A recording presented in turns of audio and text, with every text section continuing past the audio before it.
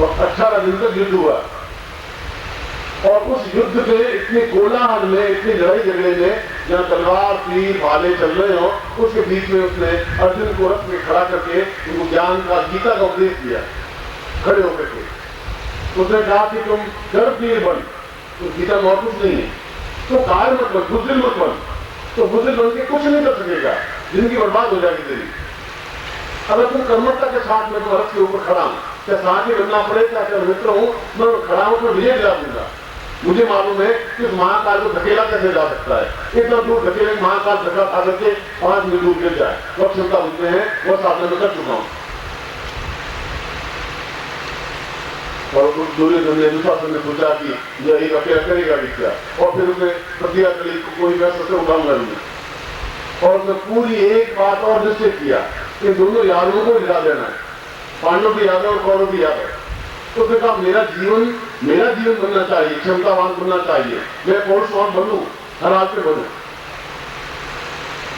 इस युद्ध होगा, इस युद्ध की चिंता नहीं है, जीवन अपने आप में संघर्षपूर्ण है। उस संघर्ष में विचलित नहीं हुआ, बराबर खड़ा रहा और गीता जैसा अद्भुत ग्रंथ लिख दिया। कोई उसके लिए नहीं एकांत कमरा होना चाहिए, गुलाब के फूल खिले हुए होने चाहिए, सामने कलम अच्छी होनी चाहिए, दवा होनी चाहिए, और गीता ऐसा कुछ नहीं। तो खोलान में भी उसके अंदर से जो निकला पूर्ण ज्ञान में निकला, और गीता अपने आप में महाकाल ज्ञान कहलाई, गीता कहलाई। आप सी भगवत गीता कहते हैं, मैं कहता हूँ महाकाल गीता है। तो मैंने कहा कि 20 प्रकार की 50 प्रकार की गीताएं हैं, आप केवल एक गीता का नाम सुना है।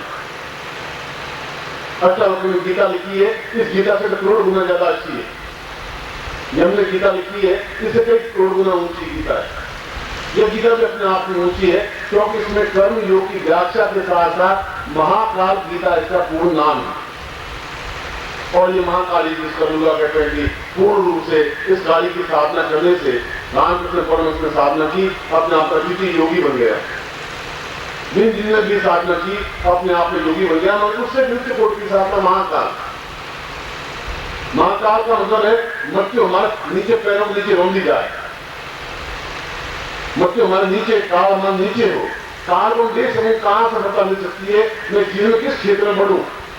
आप बढ़े, अपने परिवार के साथ बढ़े, मैं आपको परिवार छोड़ने की सलाह नहीं दे रहा हूं। अपने व्यापार के साथ बढ़े, नौकरी के साथ बढ़े, मगर आप बढ़े जरूर, अद्वितीय बने। मरने के बाद 1000 वर्ष तक भी आपका नाम रहे, आपका नाम मिटे नहीं।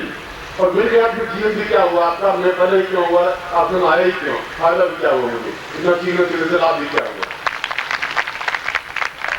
मैं इसलिए कोई प्रश्न नहीं दे रहा हूं कि मैं आपको कोई चिंतन दे रहा हूं। मैं कह रहा हूं कि बड़ा चीज प्राप्त हो। उस कृष्ण ने इतना दुख झेलने के बाद, इतना कष्ट झेलने के बाद, बचपन से लगा करके, जन्म से लगा करके उस महाभारत युद्ध में पूर्ण अडिग खड़ा रहा और 5 लोगों को जिता दिया। 18 लाख लोगों के सामने 5 लोगों को जिता दिया।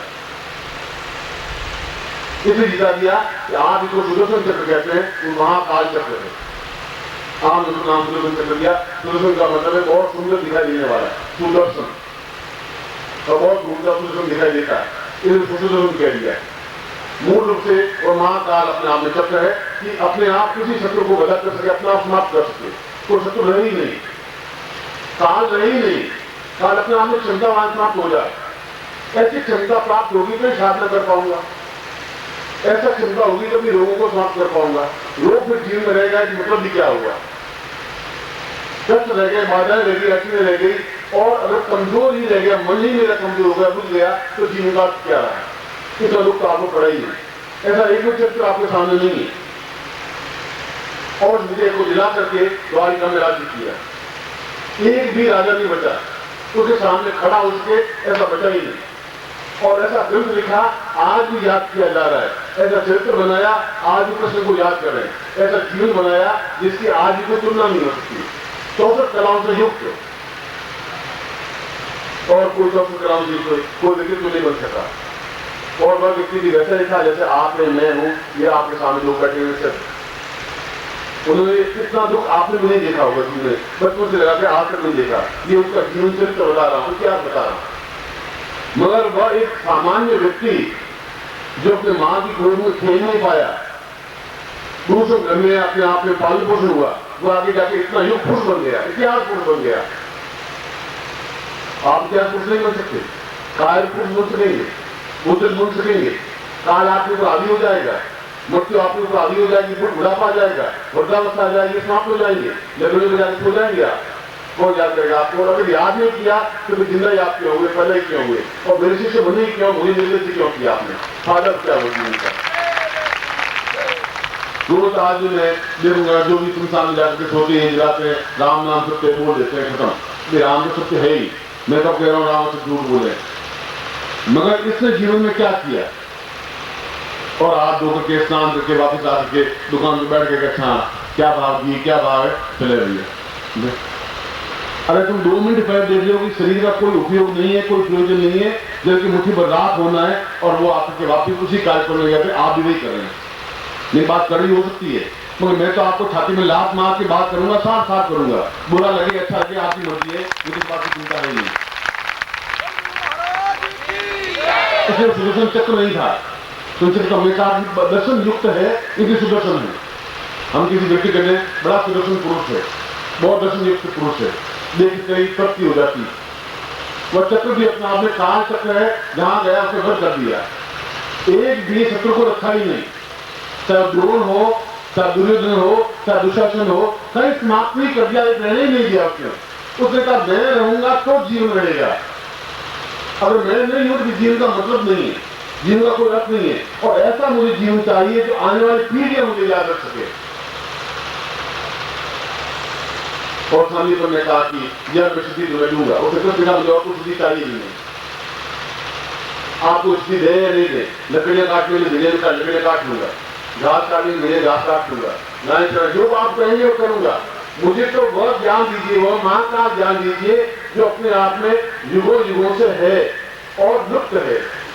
वो तो राजस्थानीपन के आश्रय में भी लुप्त हो गया था कि राजस्थानीपन गुरु के अकेले जिस महाकाल ज्ञान को जानते थे, नहीं तो वो मुद्रा से मान नहीं जाता। तो सोचा कि ये ज्ञान वहीं से प्राप्त हो सकता है और किसी जगह से प्राप्त नहीं हो सकता, और ये ज्ञान प्राप्त नहीं किया तो मेरा अपना अहमता क्या रहेगी, मेरा बड़पन क्या रहेगा, आने वाली पीढ़ियां मुझे कैसे याद रख सकेंगी। और मैं भी आपको पूछ रहा हूँ, आने वाली पीढ़ियां आपको कैसे याद रख सकेंगी, कौन सी युक्ति बनेगी, कौन सी स्थितियां बनेगी। और नहीं याद रख सकी, बेटों की वजह से कोई याद रहता ही नहीं, बेटों की वजह से जिंदा नहीं रख सके, बेटों के नाम की वजह से कुछ जिंदा नहीं है, दशरथ की वजह से राम जिंदा नहीं है, बुद्ध के पिता की वजह से कुछ जिंदा नहीं है, महावीर के पिता की वजह से महावीर जिंदा नहीं है, बेटों और पोतों की वजह से आप जिंदा नहीं रह सकते। वह तो एक धर्म है, दशरथ है, वो चलेगा, पत्नी है, पति है, वो अपना आप में चलेगा। आपका व्यक्तित्व, आपकी पर्सनैलिटी, आपका ज्ञान, आप काल के प्रहार करने की क्षमता आप में कहाँ है, आने वाले 5000 पीढ़ियां आपको कैसे याद रखेंगी। और मैं चाहता हूँ मेरा प्रत्येक शिष्य अगले 5000 वर्षों को याद रहे, प्रत्येक व्यक्ति याद करे, मैं चाहता हूँ। गुरुदेव की, गुरुदेव की, माता जी की, हर हर महादेव।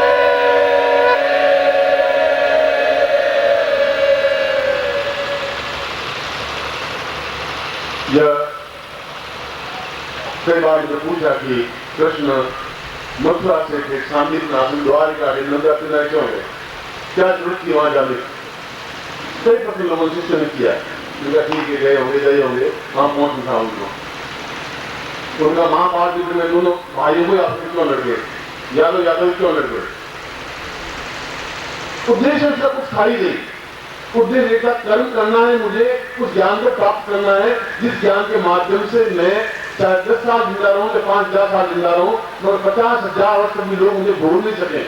लिखूं तो अद्भुत लिखूं, अनवच नहीं लिखूं, किसी को मुकाबला नहीं हो, जिसको करूं तो ऐसा करूं कि कोई मेरे सामने टिक नहीं सके, और उसके बाद उसके सामने कोई शत्रु टिक नहीं सका, मौत उसके सामने आ नहीं सकी, मृत्यु उसके ऊपर हावी नहीं हो सकी।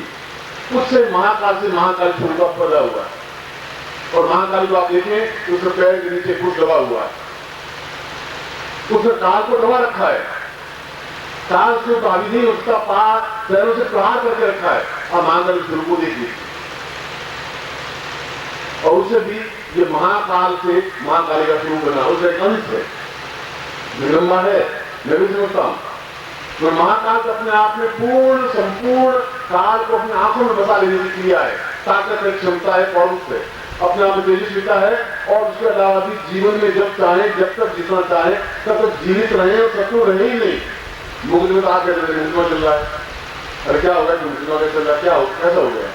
क्योंकि आपको गुण मिला ही नहीं, ज्ञान नहीं दिया, और आज तक मुझे भी नहीं दिया। मैं भी इस बात को स्वीकार करता हूं, इसे नहीं दिया, आपने परिपक्वता आई नहीं थी, आप में वक्त ताकत क्षमता नहीं थी। आप मैं कहूँ कि 2-3 साल आप नहीं ले पा रहे, मैं आपकी परीक्षा दूँ, आप परीक्षा नहीं दे पा रहे। मैं कह रहा हूँ नवरात्रि का ये सबसे श्रेष्ठ कर्म आप नहीं कर पाएंगे। ये न्यूनता आपकी रहेगी, मेरी न्यूनता नहीं है इसमें। मैं इतना ज्ञान दूंगा वो आप नहीं प्रवाह कर पाएंगे, मगर ये विधि अपने आप में बहुत पेचीदा कठिन है। उन्होंने उस सानिकल से कोई चीज नहीं सीखी। सानिकल आश्रम में रहे, पूरे 11 साल तक रहे, 1-2 दिन भी नहीं रहे, और 11 साल में 10.5 साल उन्होंने केवल गाय चढ़ाई, घास खोला, लकड़ियां लाई, केवल 6 महीने उन्होंने वह विद्या सिखाई। क्योंकि संसार में उस समय केवल सानिकल था, वो मां का ज्ञान दे सकता था। उसने कहा था तुम्हें कोई और भी नहीं कर सकता, हरा नहीं सकता तुम्हें। जीवन के प्रत्येक क्षेत्र में, कर्म के क्षेत्र में भी, ज्ञान के क्षेत्र में भी, पौरुष के क्षेत्र में भी, और सुंदरता के क्षेत्र में भी पृथ्वी सुंदर बनाएंगे। आज उनको देखते हैं, उनका रूप अपने आप में बहुत अद्भुत दिखाई देता है। आज लोग सुंदर से लेके खड़े होते हैं तो एकदम से आंखों में भाव पैदा हो जाता है। आज भी योद्धा के खड़े होते हैं तो देखते ही बन जाता है। आज वो प्रेम करता है, देख करके इससे बड़ा तो प्रेम कुछ करने वाला है ही नहीं। आज क्रोध उन्मुक्त हो जाता है तो द्रोणाचार्य और अश्वत्थामा और कृपाचार्य अपने आप में सब खाने लग जाते हैं, और ज्ञान विकास सिंह गीता जैसा लेता है। आज वो जीवित है, जागृत है, आज लंडे घड़ियाल बैठे हैं, आज हम उनको भगवान मानते हैं, क्योंकि उसने अपना पौरुष जीवित रखा। उसने कहा ये ज्ञान मुझे प्राप्त करना है। इसी ज्ञान के माध्यम से 11.5 साल तक कोई ज्ञान प्राप्त नहीं किया, कोई तंत्र नहीं लिया, कोई मंत्र नहीं लिया, कोई योग नहीं लिया, कोई रस्म मीमांसा नहीं की। उसका मुझे कुछ सीखना भी नहीं है।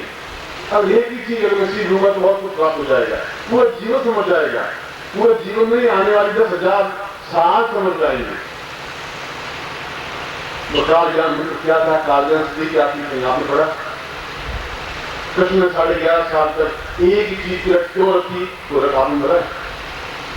क्यों उस गुरु के लड़के की मृत्यु हो गई तो उस प्राणी को लाकर के आपने जीवित कर दिया, क्यों कर दिया, कैसे कर दिया?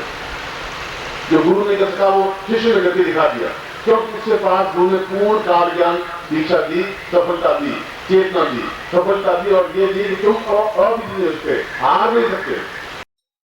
ओम परम तत्वाय नारायणाय गुरुभ्यो नमः। ओम ह्रीं मम प्राण देह रोम प्रतिरोम चैतन्य जाग्रय ह्रीं ओम नमः। ओम भूर्भुवः स्वः तत्सवितुर्वरेण्यं भर्गो देवस्य धीमहि धियो यो नः प्रचोदयात्।